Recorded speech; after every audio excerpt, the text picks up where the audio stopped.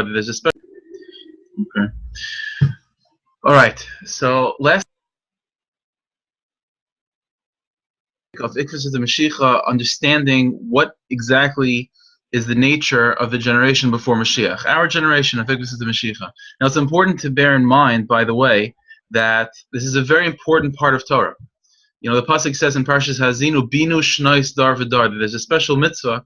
Besides the general mitzvah of learning, there's a specific mitzvah of trying to understand the nature of each generation and what is their specific mission and what is their specific identity as far as Avodas Hashem is concerned, as far as their personal, their specific and personal relationship with Hashem.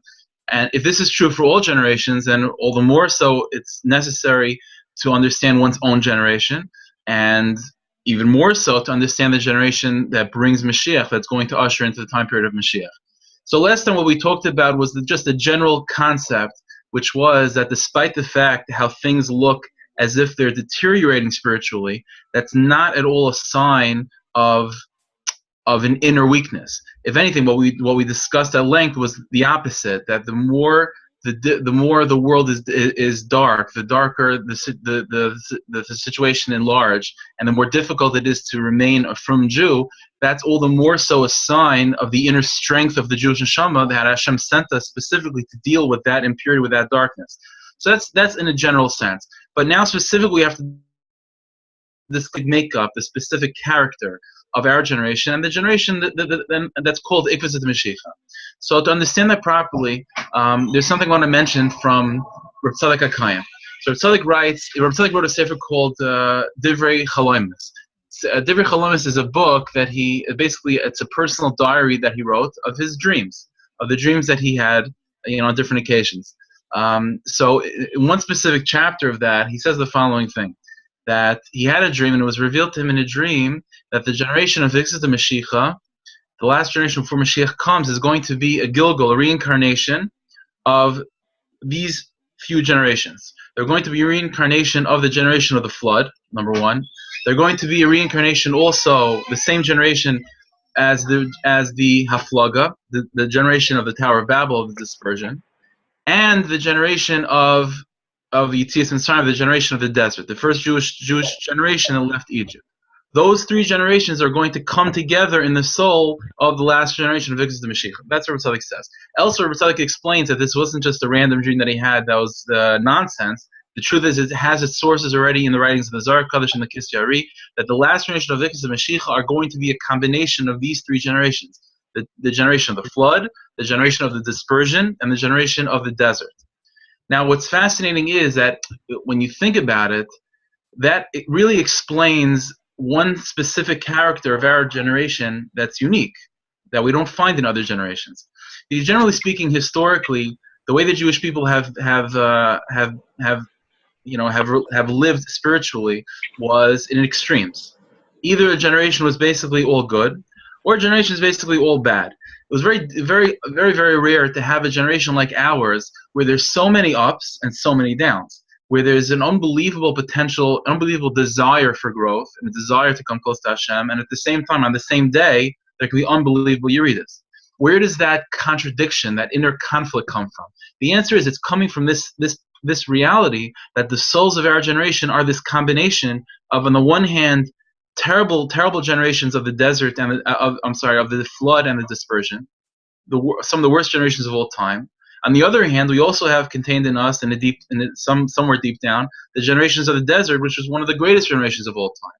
So therefore, when all those opposites come together in our generation, it creates within a person and within the collective generation an unbelievable contradiction, unbelievable dichotomy of ups and downs, unbelievable aliyahs, but unbelievable yeridas, sometimes in the same day. Unbelievable contradiction. And that just gives a little bit of a taste. So now the question is, okay, so what does that mean? What does that mean practically as far as Avodas Hashem? Why is it that Hashem has sent into the last generation these three generations together? So things like this. If you think about it, those three generations share a common theme, a common character trait. Every single one of those generations are considered to be young. They're considered to be young. For example, the generation of the flood, Chazal already say that one of the reasons why they were so bad, why society deteriorated so much, is because humanity was in their youth. And just like when a kid is young, there's a certain lack of maturity, and the Yetzer goes crazy, and he doesn't necessarily think about the repercussions of his actions. He just goes. The imagination, the emotion, is the dominant faculty as opposed to the intellect. So too, humanity in general, we were in an immature, young state at that generation of the generation of the flood, and because of that, the Yetzer was crazy, and things went crazy, and people weren't thinking about the consequences of their actions. And so too it was with the generation of the flood, of the dispersion, because again, once the flood happened, that sort of restarted humanity all over again. And the same thing happened, that there was a certain, and in the humanity, chapter 2, in its youth also there was a craziness, and the dispersion was the result of that. So too, now those are generations. Obviously, their youth was used in a negative way to disconnect themselves from Hashem and to run away from the truth. However, the generation of the desert is also considered to be a young generation. The pasuk already describes that generation as nar, that Hashem loved that generation because of its youth. So in other words, all these three generations are considered to be young, and in youth, the most dominant power of a child is going to be his emotions, and is going to be his imagination. It's not going to be the intellect. So what's fascinating is that Dafka, those three generations come, re-enter the world, or are reborn in a certain way in the last generation before Mashiach comes, which is an interesting thing. The last generation, right, which is the oldest generation, as far as the history of humanity goes, until Mashiach comes, is actually the youngest generation. And this is hinted to in the Sefer Yetzir. The Book of Creation writes that the rule that Hashem made in the world is no tzaifan b'tchilasan v'tchilasan b'tzaifan. That Hashem made the world in such a way where the beginning is attached dafka to the end, and the end is attached to the beginning, which means the last generation, or in a certain sense, the oldest generation, what's going to reemerge in that old generation is the youngest generation, the generation of youth. So what does that mean in practical terms? It means, as I mentioned before, when a child is young, the more predominant faculty, the more dominant motivation in life is emotion. It's emotion. It's not so much the intellect. This is something that we see very, very clear with our own eyes in this generation. If you ask someone from 100 years ago and prior to that, who are the most chashuv people, who are the most important people in society, they would tell you it's going to be the intellectuals, it's going to be the doctors, it's going to be the scientists, and so on. Who was on the cover of Time magazine 100 years ago, so to speak? It's going to be Einstein and people like that. Nowadays, who is on the forefront? Who are the types of people that everyone is looking up to, that admire and wish they could be like, and so on, and sort of like live through them? They're athletes, actors, and actresses. All about the imaginative faculty of reality. The intellect is very, very low on the totem pole. Even those people that are dedicated to sciences, the sciences themselves nowadays are themselves dedicated to promote imaginative things, as far as space exploration, or even video games and things like that. Even the intellect is not for the sake of intellect. The intellect is itself for the sake of imagination. This is something that Rav Kook and many others have talked about, that the generation before Mashiach comes, because they're a reincarnation of the generations of youth, and during youth, the imagination is the most dominant one. Therefore, you're going to see, said Rav Kook and others, that before Mashiach comes, the most unbelievable power that you're going to see is the power of imagination. So why is that? Why is it that Davka Hashem sent before Mashiach comes a generation whose most predominant faculty is going to be the imaginative one? So the answer is, on a very, very simple level, the answer is because one of the most dramatic changes that we're going to experience during the coming of Mashiach is the reemergence of prophecy. Not only the reemergence of prophecy, but the explosion of prophecy. See, back in the times of the Beis Hamikdash, or the first temple, where we had prophets, despite the fact that there was prophecy, there's no question, but it still was left to a specific group of people. Only individuals attain that level of prophecy. However, when Mashiach comes, not only will prophecy return, but it will explode. The pasuk says in Hosea, the pasuk says, "Eshbach es ruchi al kol basar." When Mashiach comes, my spirit, says Hashem, is going to be poured over all of flesh. In other words, everyone is going to become a prophet, every single Jew. The pasuk even goes on to describe even young children having prophetic visions. Now, in order for that to take place, one of the basic faculties that has to develop fully in order for a prophet to reach to experience prophecy itself is the imaginative faculty. One has to develop a sense of imagination, of being able to look at physical life and imagine and really and see beyond that physical life in order to experience prophecy. The essence of prophecy is being down here in this physical world, but somehow seeing visions and living on a different level.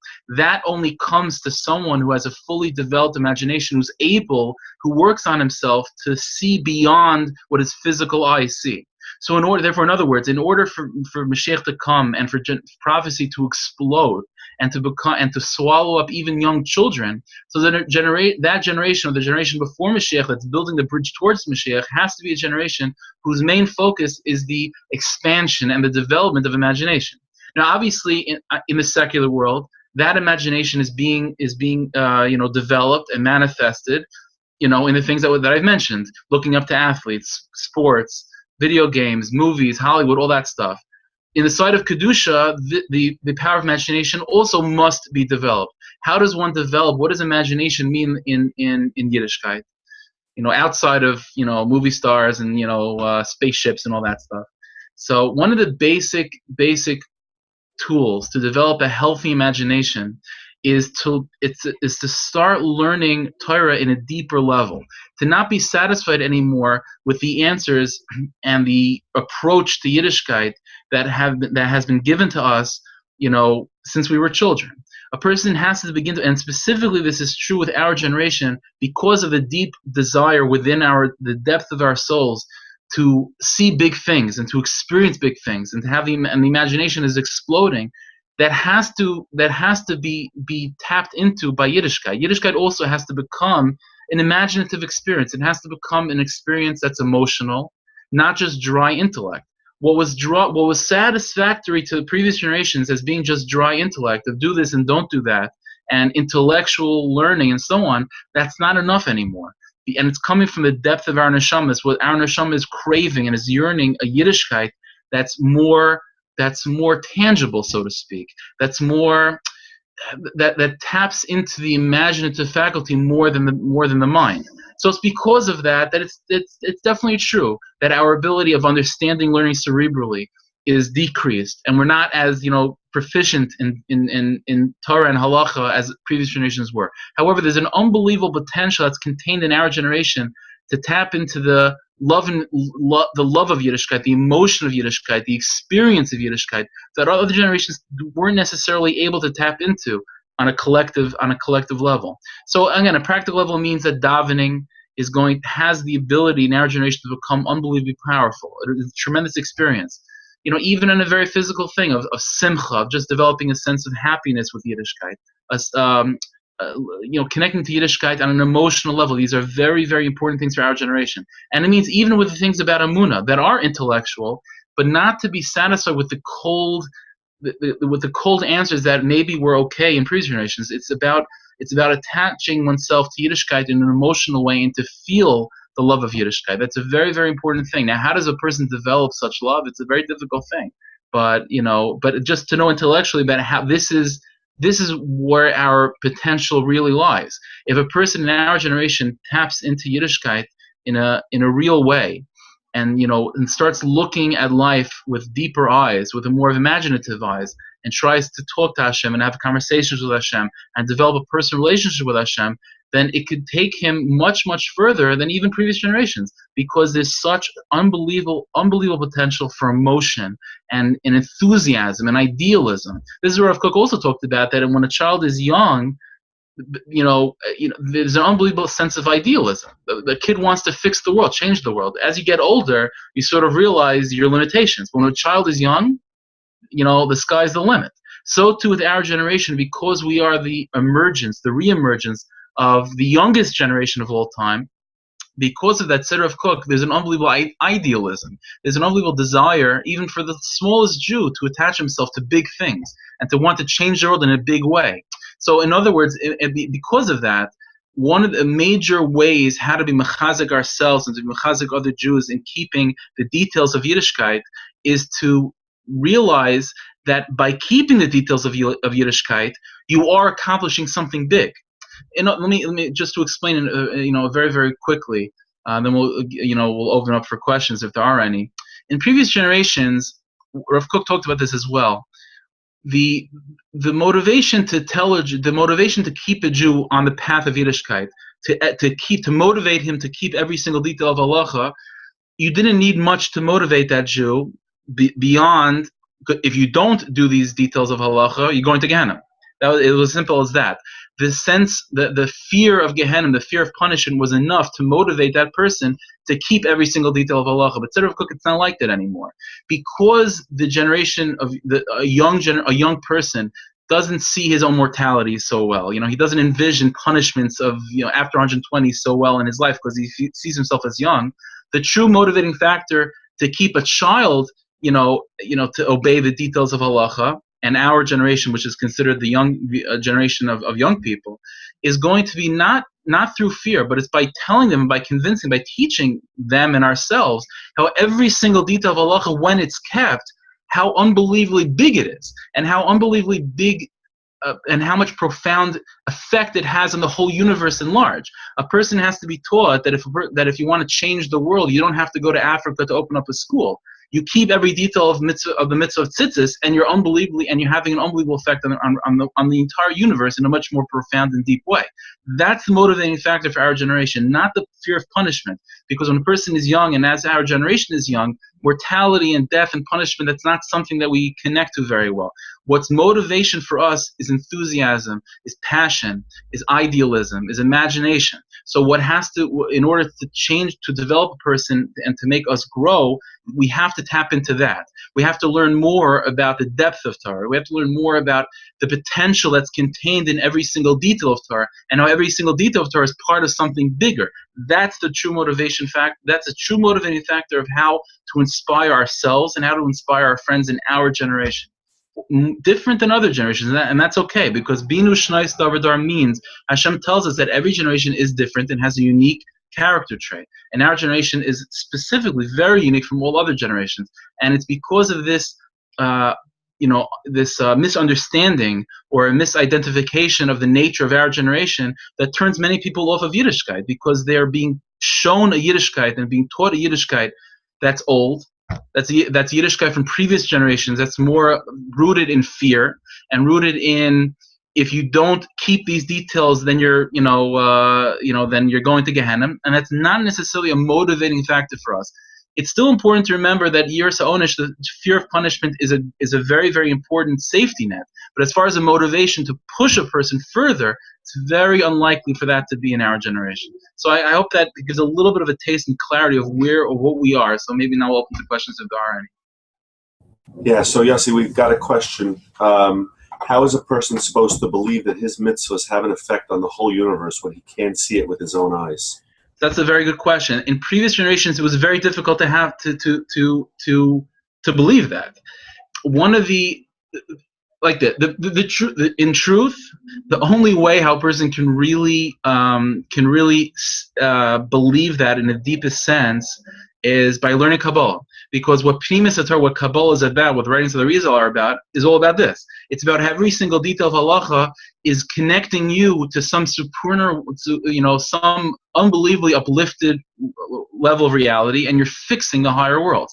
So without, obviously, if a person's not holding by learning Mamish Kabbalah, but a very strong way, a very strong tool, how to develop that sense of faith and how that sense of understanding about every detail of halacha is part of something bigger, is by learning the svarim that deepen one's understanding of Yiddishkeit. Whatever school of thought you happen to connect to, if you're, if you feel more connected to Chassidus, and if you want to learn Tanya, if that's something that speaks to you, fine. Nefesh HaChaim, Michtav Malyo, there are svarim that are out there, and they're translated as well. There are svarim that are out there that deepen a person's outlook on Yiddishkeit. There are certain svarim which tell you what to do, and there are certain svarim which tell you that if you don't do these things, you're going to get punished. Fine, but they don't necessarily deepen your appreciation of Yiddishkeit. They don't deepen. They don't widen the vision of what Yiddishkeit is about. Other svarim, however, do that. It's those other svarim that deepen one's outlook on Yiddishkeit that are very important for us to learn.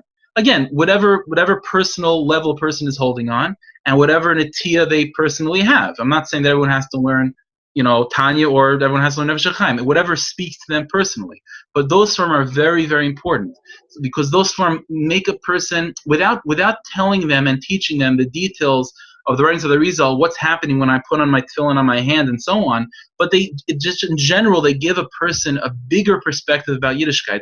And it's that bigger perspective that the soul then understands on its own intuitively, how keeping the details of halacha is part of that big picture. So a very important thing personally that I think helps, in my humble opinion, is to start learning those farm and to start looking at Yiddishkeit in a deeper way.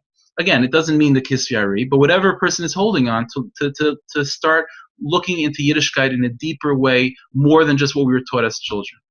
I hope that helps. Okay, next question is, how can you connect practically to davening in this way when you are mainly focused on needs, which are generally very practical and tangible?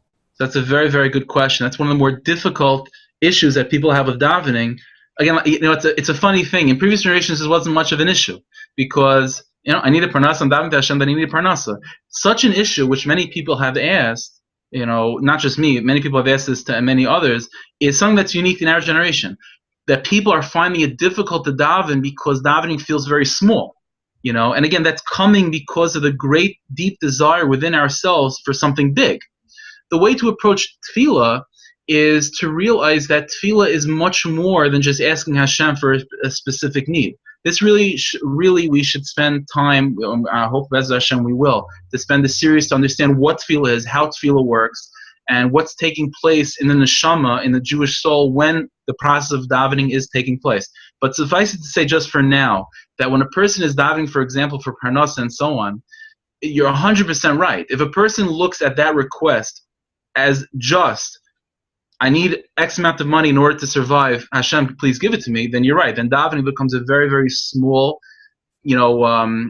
egocentric experience. However, a person has to remember, and this is something that the Nefesh HaChaim talks about in great length, that davening, when a person is davening for parnasa and so on, all davening is said in the plural, lashon rabim.